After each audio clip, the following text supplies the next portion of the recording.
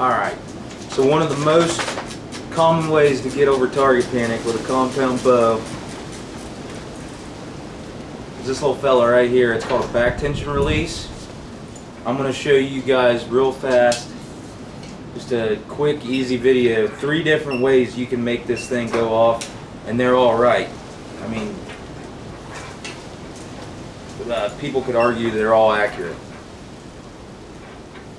Can't really go wrong. You just got to choose which one you like the most. So the first one I'm going to show you is going to be the most common one. This release that I'm shooting is a truball Fulkrum Flex. It's a nice release. It has a click built into it. So what that means is this sear in here on this back tension, when you rotate your hand, it'll click, and then it kind of is just letting you know you're moving in the right direction, and the release is going to go off here pretty soon. So the way a back tension goes off is there's a sear inside this head of the release.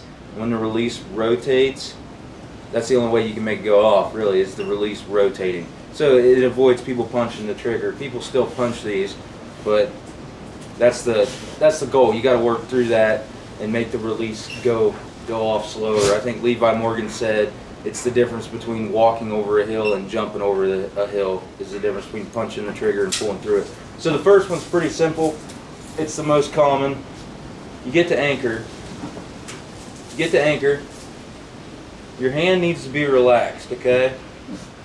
And then all you're going to do is squeeze your ring finger, and don't stop squeezing it. Just slow enough that you can stop it. You keep going, keep going, keep going until it goes off.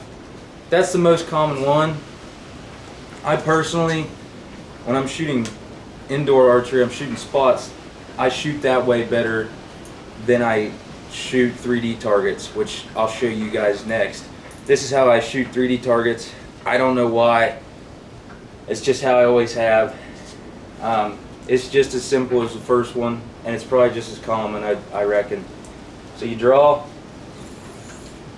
anchor, hands relaxed, and what you're going to do is you're going to relax your index finger, which will rotate the release.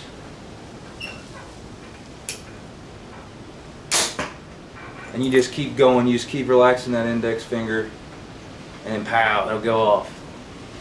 Now this one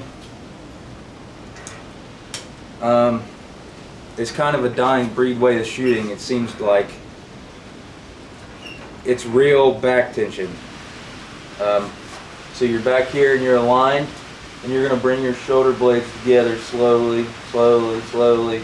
Obviously it's not going to move that much when you're at full draw, but all you're doing is you get in here, relax your hand, and you squeeze your back muscles, and it'll rotate that sear in there, and it'll go off. So same thing, draw, anchor, relaxed hand. I'm just going to squeeze my back.